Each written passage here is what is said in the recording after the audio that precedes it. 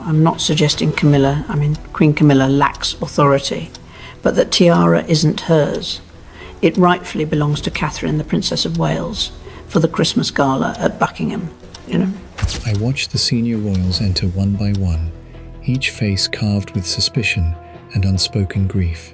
The atmosphere felt less like a traditional gathering and more like a crime scene right before the strike. Something seismic was happening. The room vibrated with deep anxiety. Why had they been summoned with zero warning? I have spent years tracking the silent power struggles inside the British monarchy, but nothing prepared me for the psychological ambush that took place inside St. George's Hall. I'd like to make the point that we're very fortunate that His Majesty has allowed us to use Buckingham Palace for this event. It was an ordinary afternoon until the doors were locked from the inside. No press release had been issued, no palace guards stood at attention, just a room filled with silence, tension, and a secret that was about to shatter the royal family from within. Something seismic was happening. The room vibrated with deep anxiety. Why had senior royals been summoned with zero warning? Then Princess Anne walked through the heavy wooden doors. She was entirely alone. She had explicitly refused an equerry, the ceremonial attendant who traditionally carries sacred royal objects. This burden belonged to her alone. In her bare hands she carried Queen Mary's historic laurel circlet, a cold, solid band of gold that represented centuries of institutional control. Her hands were steady, her jaw was locked tight, but if you looked closely at her eyes, you could see the shadow of total exhaustion. Princess Anne stopped directly in front of Catherine, the Princess of Wales, and commanded her to kneel. Catherine hesitated. She turned toward Prince William, her eyes searching his for an explanation, whispering that she had been told this was a simple family meeting. William gave a small, solemn nod, but he couldn't hide the fear in his posture. He already knew the truth. This was not a public crowning for the evening news. This was a quiet, desperate transfer of internal power. Before I reveal the hidden motive behind this unprecedented move, hit that subscribe button and join our community right here as this story unfolds. Her bravery was inspirational, extraordinary. She received the George Cross. She would never accept any recognition for her special contribution without reminding us that she was the face of a much wider body of operations. Look at the rest of the room. King Charles sat nearby, drained of colour, his breathing shallow as he watched his sister execute his final order. Beside him stood Queen Camilla. Her knuckles were squeezed together so tightly that her skin turned pale white. She had been completely stripped of any ability to shape this moment. The stillness in her posture carried more danger than an open fight ever could. I investigated how this happened, and the paper trail leads directly to a signed royal declaration executed in total secrecy just 48 hours prior. King Charles had authorized his sister to bypass normal protocol. It was not a transfer of the constitutional throne, but something far more valuable: the duty to control internal disputes, guard family secrets, and command the moral authority of the House of Windsor. As the golden circlet touched Catherine's head, Princess Anne rested both of her heavy hands on the younger woman's shoulders. She leaned down and whispered 4 chilling words into her ear. "Hold them together." Anne paused, her voice trembling slightly before adding, "When the rest of us no longer can." Hi viewers, do you think Princess Anne was right to pass this ultimate authority to Catherine instead of Queen Camilla? Drop a simple yes or no in the comments right now. In that singular moment, Catherine's famous composure cracked. She reached up, her fingers gripping Anne's wrist, absorbing the full weight of what was being thrust upon her. A faint applause echoed through the stone hall, but it was hollow. Unity had not been achieved. A war had simply been declared. Power isn't stolen in the light. It is surrendered in the dark.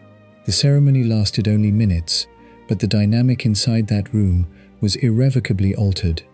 4 people were left standing in the wreckage of an institutional mandate: a failing monarch fighting for control, a terrified husband praying his wife wouldn't be destroyed by duty, an aging princess royal preparing to disappear, and a queen consort who realized she was no longer trusted. I began digging into the months leading up to this moment, searching for the exact second the balance of power tipped. What I discovered was a trail of psychological maneuvers, broken promises, and private confrontations that the public was never meant to see. Catherine hadn't asked for this crown. It was placed on her head because the family was already collapsing behind closed doors. Because the part nobody is talking about is what happened 5 months earlier at Sandringham Estate. Long before the circlet was brought to Windsor Castle, someone in that very hall had already launched a quiet, dangerous move to sabotage Catherine, and it nearly destroyed the monarchy before anyone realized what had been done. To understand the silent coup at Windsor, we have to rewind 5 months. We have to go back to Sandringham Estate. It was cold. A sharp, unforgiving winter wind whipped across the Norfolk countryside as the royal family gathered for a private chapel service. On the surface, the gathering was routine. They were marking the anniversary of Queen Elizabeth's succession. But behind the heavy oak doors of the private dining room, the atmosphere was thick with anxiety. Every person in that room knew a quiet truth. The late Queen's death had left a massive void in the heart of the institution. Elizabeth had been the anchor. She was the only force capable of locking private egos in a vault and forcing senior royals to put duty before personal ambition. When she died, that vault sprang open. For decades, Princess Anne had operated as the family's silent enforcer. She settled private estate disputes, disciplined overreaching relatives, and enforced the strict standards her mother had left behind. She never asked for public applause. She never needed a grand title. Her authority came from a lifetime of ironclad discipline. But as King Charles took the throne, the internal structure began to warp. A subtle, dangerous shift was underway inside the palace walls. Queen Camilla wanted more than just a ceremonial crown. She wanted total control over the internal family council.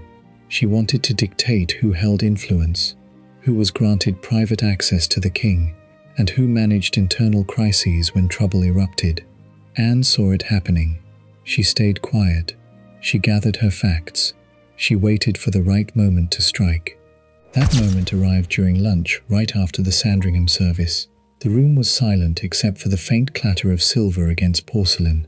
Seated around the long mahogany table were Charles, Camilla, William, Catherine, Anne, Edward, Sophie, and several younger members of the family. The king stood up. In his hands, he held a thick, navy leather folder. Inside that folder was a confidential working plan, a draft schedule designed to strip internal authority from older royals and place full control of family affairs into Camilla's hands. Charles adjusted his glasses. He began to speak. Then something went wrong. His voice trailed off. He stopped mid-sentence. His eyes went completely blank as he stared at the top page, as if the letters had suddenly dissolved into white space. Silence stretched across the table. 2 seconds. 4 seconds. 6 seconds. The king dropped the folder.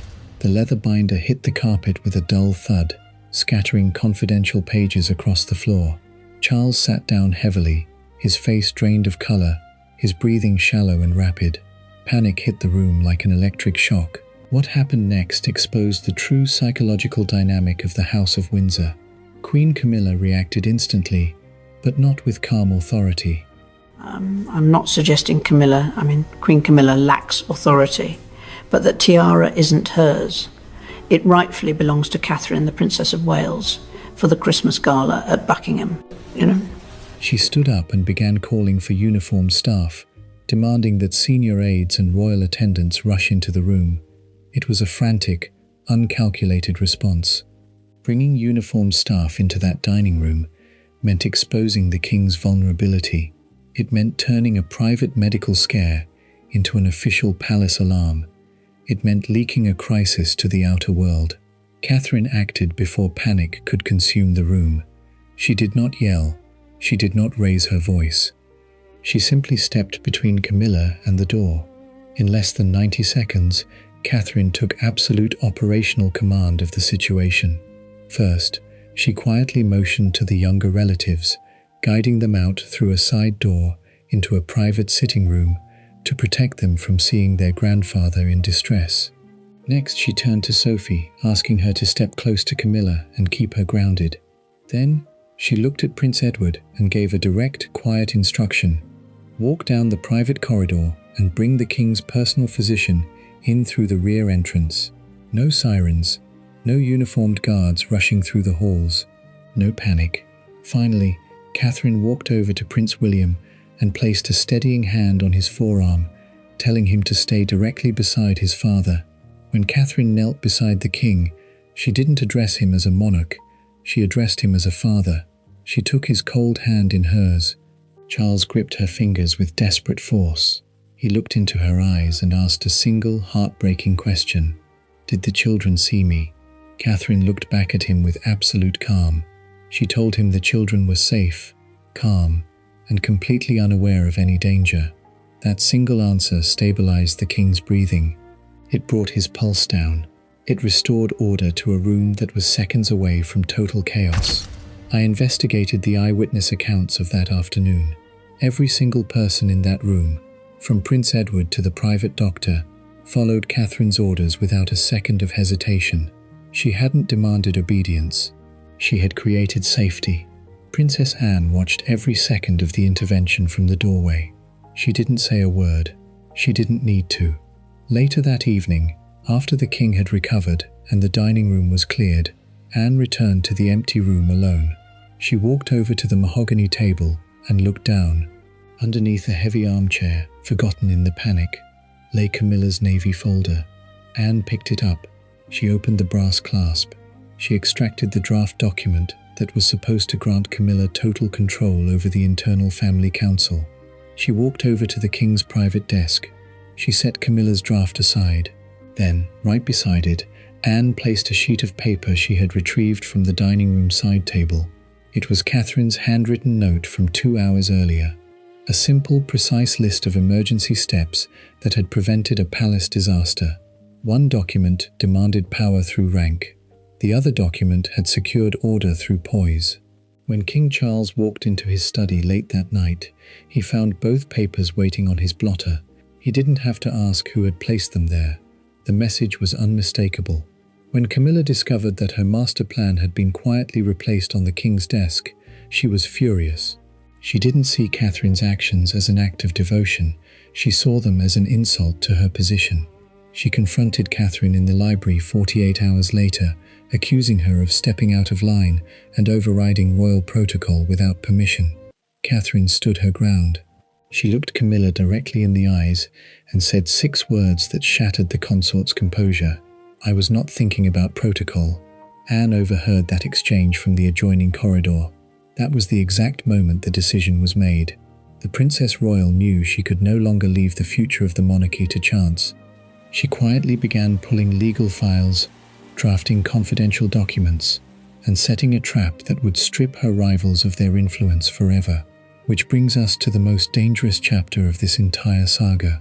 Because 3 weeks before the crowning at Windsor, Princess Anne did something so severe, so unprecedented, that it caused a direct mutiny inside Clarence House.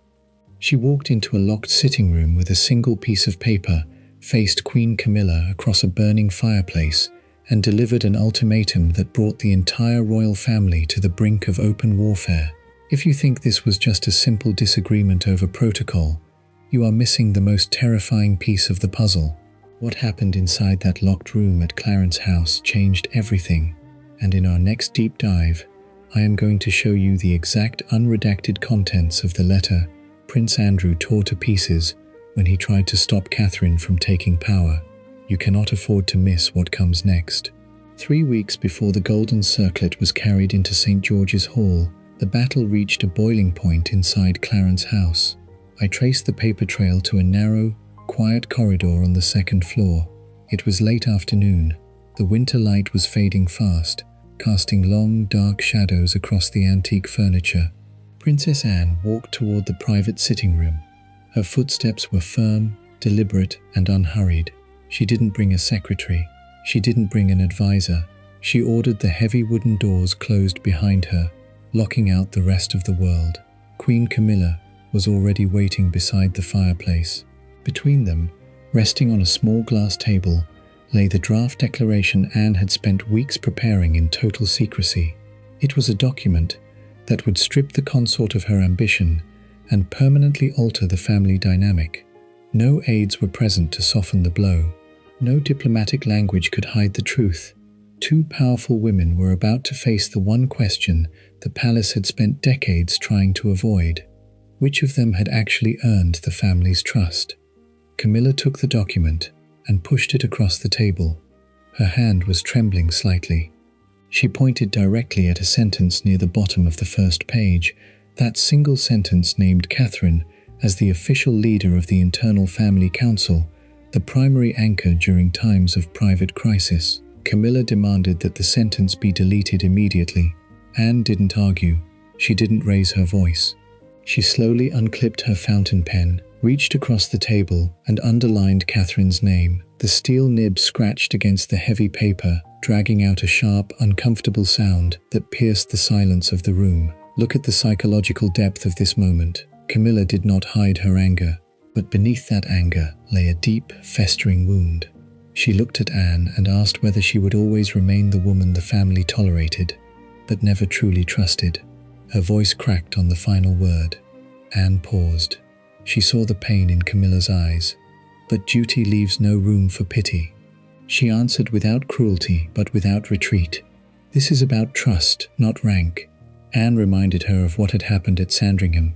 She stated plainly that when the king faltered, Camilla looked toward the exits, the staff, and the danger of public exposure. Catherine had looked toward the frightened human beings in the room. Camilla slammed her hand against the arm of her chair. She accused Anne of turning a single moment of fear into a harsh verdict on her entire life. She warned that crowning Catherine would divide the monarchy into two rival courts, one surrounding the king and another surrounding Prince William. Anne's reply was cold and definitive. The division already exists. Refusing to name the person holding us together will only destroy us. When Anne reached for the door handle, Camilla stopped her with one final, desperate question. Had Charles agreed to this? Anne turned back, her face devoid of emotion. She said the monarch had chosen the survival of his family, even though signing the document had broken something deep inside him. That confrontation was only the beginning of the mutiny. While the king struggled with his decision at Buckingham Palace, the formal notices for the Windsor ceremony were prepared. To prevent leaks to the press, the invitations were sent out in plain white envelopes. No official royal crests on the outside, no elaborate calligraphy, just a quiet, formal request to attend a private gathering at Windsor Castle. Inside was a single line that sent shockwaves through the royal households. Princess Anne was stepping down, and Catherine was being invested with full authority over the family's private affairs. Some relatives accepted the change with relief. Prince Edward and Sophie understood why Anne trusted Catherine. Prince Andrew did not. When the envelope arrived at Royal Lodge, Andrew read the notice once and flew into a rage. He saw the declaration as a direct insult to his position and bloodline. In a fit of fury, he tore the invitation directly in half. He immediately sent a formal message back to Anne's office. He declared that he would never attend a ceremony that granted moral authority to a younger woman who had been born an outsider. It was a direct challenge to Anne's final wish. He wanted to transform her farewell into an open war. I tracked the response to Kensington Palace, where news of Andrew's mutiny hit Catherine like a physical blow. She sat in her private room, pale and exhausted. The immense pressure of the past 5 months had taken a devastating toll on her. She looked at William and made a heartbreaking offer. She said she would surrender the authority and step away before allowing Anne's final act of service to end in public humiliation. Prince William refused to let her break. He pulled a chair directly in front of his wife. He sat close enough that she couldn't look away. He grabbed both of her hands, holding them tightly. His posture was rigid with determination. He told her that backing down would not restore peace to the family. It would simply prove that hostility and pressure still controlled the House of Windsor. He reminded her that no one else in their generation possessed the moral authority to hold the institution together. Then, Catherine did something that proved why Anne had chosen her in the first place. She did not ask her staff to intervene. She did not ask the king to issue a command. She picked up her private phone and dialed Andrew's number directly. She didn't threaten him. She didn't pull rank. She didn't invoke the king's authority. She simply spoke to him as a family member. She told him that Princess Anne had spent 50 years protecting everyone in that family, and she deserved to see them standing together without hostility for just 1 hour. Silence hung over the phone line. 5 seconds. 10 seconds. Andrew yielded. He agreed to attend, but he issued a stern warning. He would stand in the room, but he would not kneel. He would not applaud, and he would not pretend to approve. Catherine accepted his terms without hesitation.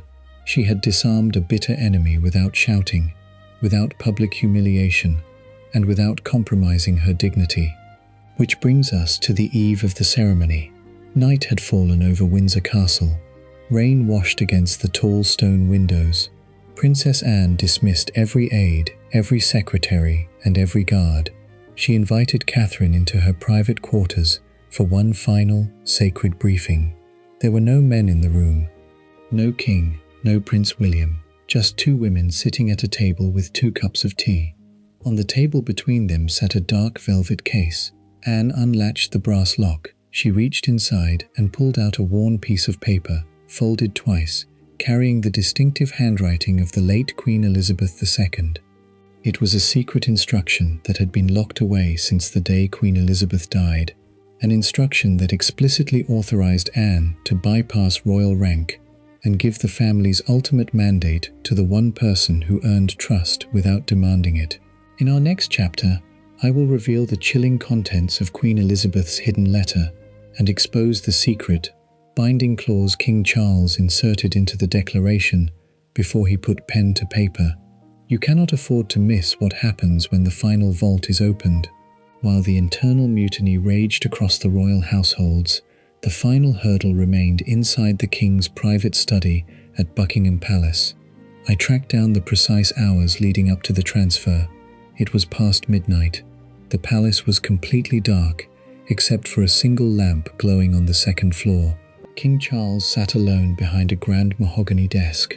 Resting directly in front of him was the 2-page royal declaration Princess Anne had delivered. He had signed thousands of documents in his lifetime: state warrants, act approvals, diplomatic appointments. But this piece of paper was fundamentally different. It didn't expand his authority. It forced him to confront his own human limitations. The document called for something unprecedented. It required the monarch to formally recognize that while he held the constitutional crown, he no longer held the emotional core of his own family. That core belonged to Catherine. Charles removed his reading glasses. He placed them on the desk, right next to a small, silver-framed photograph of Queen Elizabeth II. He stared at his mother's face for a long time. He remembered how often the late Queen had relied on Princess Anne when private feuds threatened to tear the institution apart. He knew that Elizabeth had always prioritized the survival of the crown over personal pride. Charles leaned back in his chair and whispered 3 quiet words into the empty room. She would have understood. The words brought him a moment of comfort, but they also brought a deep sense of humiliation, because acknowledging Anne's choice meant admitting that his own leadership had failed to create closeness among his loved ones. Before he could pick up his pen, the study door opened. Queen Camilla walked in. She didn't say a word at first. She stood near the edge of the desk, her eyes locking onto the 2 pages. Charles instinctively covered the document with his right hand. It was an involuntary gesture, but it gave him away immediately. Camilla asked him if the decision had already been made. The king looked up at her, his face lined with profound exhaustion. He told her that some decisions are made by circumstances long before a signature ever touches paper. Then Camilla asked the question that had been burning inside her for weeks. Are you choosing your daughter-in-law over your queen? Charles refused to accept the trap. He looked her in the eyes and answered with absolute clarity. He told her he wasn't choosing between 2 women. He was choosing the one person the family instinctively sought when crisis struck. He reminded her of what had happened at Sandringham, how Catherine had protected his dignity, calmed the younger royals, and restored order without asking for anything in return. Camilla stood frozen. The truth hit her like cold water. Yet, to safeguard the institution from potential abuse of power, Charles did something brilliant before putting ink to paper. He picked up a pen and added a secret, handwritten clause directly into the margin of the warrant. It was a confidential safeguard, a binding legal condition hidden from the public version of the document. The clause explicitly required Catherine to seek reconciliation before excluding any family member from internal council decisions. Her new authority could never be converted into a weapon of factional revenge. The transfer had to stand for unity, or it would not stand at all. With that condition secured, King Charles signed his name at the bottom of the page, the nib pressed deep into the heavy parchment. Charles slid the declaration across the desk toward Princess Anne, who had been waiting quietly near the doorway. Anne placed her hand over her brother's. She promised him that Catherine would carry the family forward without erasing his legacy. Neither of them smiled. Both understood the immense cost of what had just been set in motion, which brings us to the eve of the crowning inside Windsor Castle. 24 hours before the public would see the historic moment, Princess Anne summoned Catherine to her private apartments. The atmosphere inside the room was quiet and solemn. Anne dismissed every single aide, secretary and equerry. She locked the heavy doors. For the first time in her 5 decades of public life, the Princess Royal stripped away the royal persona entirely. She poured 2 cups of tea with her own hands, sitting down opposite Catherine without a desk or protocol between them. There were no cameras, no press representatives, just 2 women facing the terrifying reality of institutional duty. Anne kept a dark velvet case resting on the table. Inside was Queen Mary's laurel circlet. But before showing Catherine the object, Anne wanted her to understand the exact weight of the burden she was about to inherit. Anne spoke openly about her own exhaustion. Decades of managing private scandals, intervening in marital disputes, and carrying the emotional burdens of the House of Windsor had drained her physical and mental strength. She was preparing to step back from public life permanently. This Windsor ceremony would be her final scheduled appearance. Catherine didn't try to play the hero. She admitted her deepest fears. She confessed that she was terrified of the backlash. She knew the media and hostile court factions would accuse her of building a rival court around Prince William, overshadowing Charles, and humiliating Camilla. But her most profound fear was personal. After years of absorbing the family's pressure in complete silence, she worried that carrying everyone else's pain would eventually break her, leaving her unable to protect her own children. Princess Anne reached across the small table and grabbed Catherine's hand. She looked into her eyes and uttered a powerful truth. Strength is not the absence of fear, it is refusing to walk away when staying becomes uncomfortable. Anne then unlatched the dark velvet case. Beneath the silk lining rested a small yellowed piece of paper.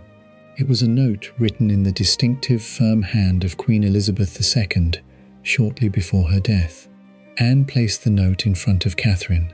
The late Queen had written explicit instructions to her daughter: pass the ultimate family mantle only to the person who commands genuine affection without ever demanding it.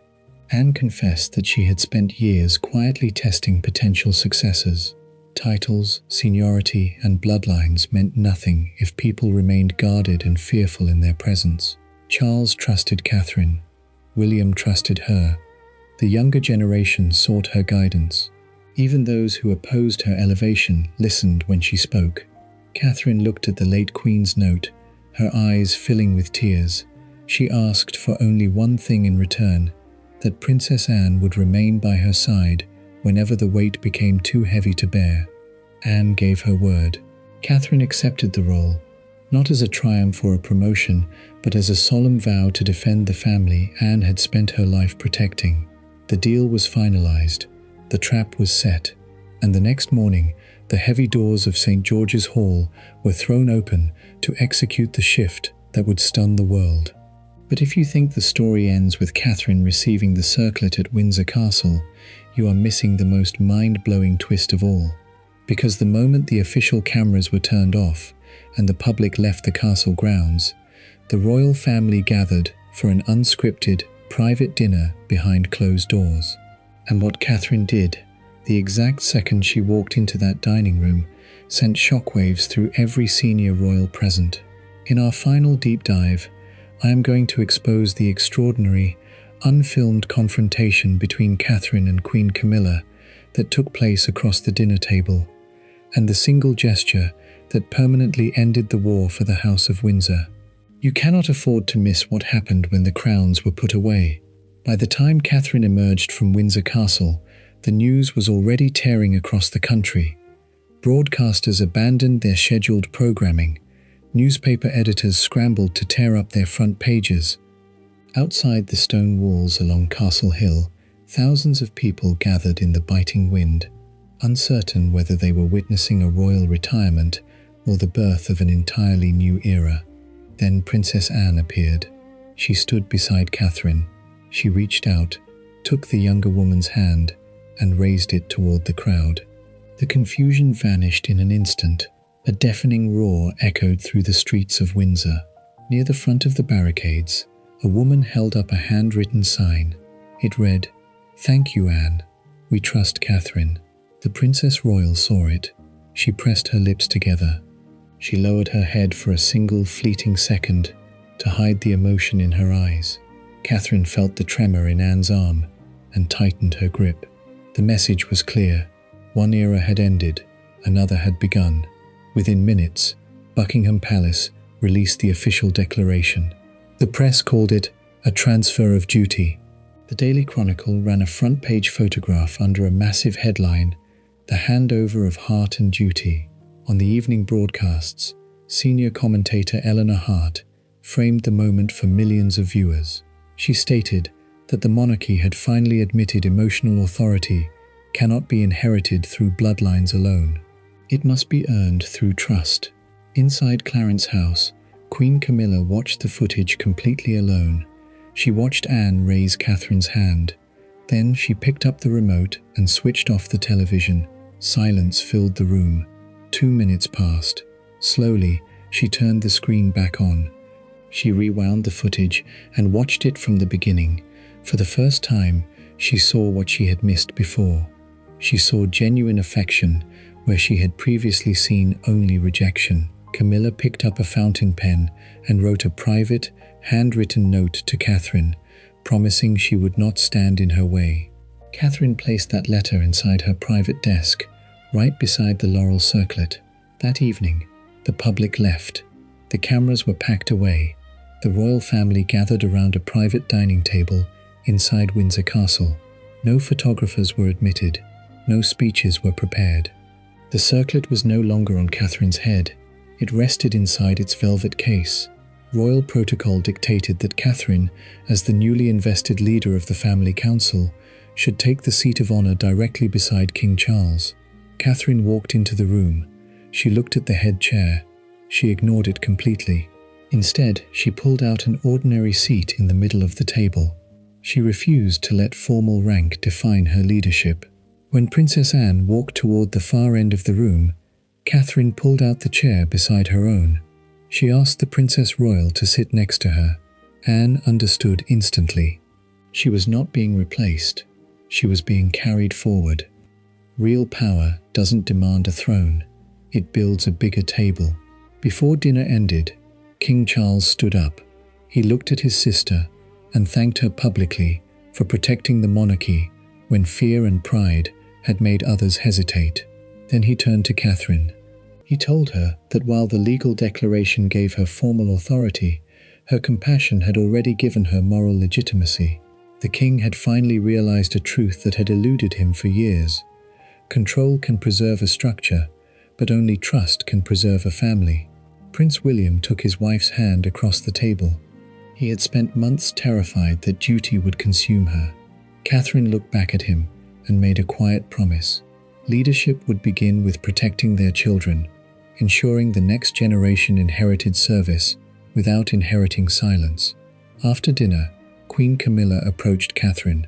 She admitted her initial hostility had come from a place of deep insecurity and fear of being excluded. She asked if there was still a place for her within the family's future.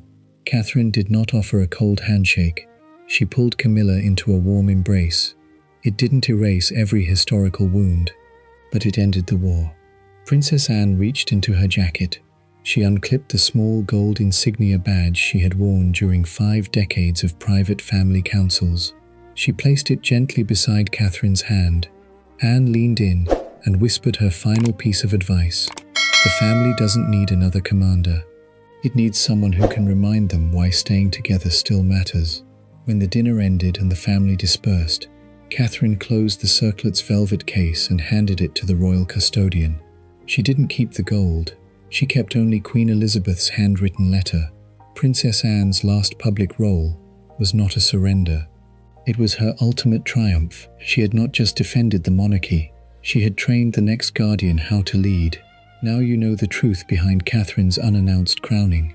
But what if I told you that this quiet transfer of power triggered a secondary, far more dangerous battle over the Duchy of Cornwall accounts? Because 3 days after the Windsor ceremony, Prince William discovered an unredacted financial audit left behind in the late Queen's private estate papers, a document proving that millions in hidden assets had been quietly siphoned toward a secret offshore trust. In our next video, I am going to expose the financial receipts, the secret bank accounts, and the shocking 3-person face-off inside Kensington Palace, where William delivered a ruthless ultimatum that ruined everything. Hit that subscribe button right now so you don't miss a single second of what comes next.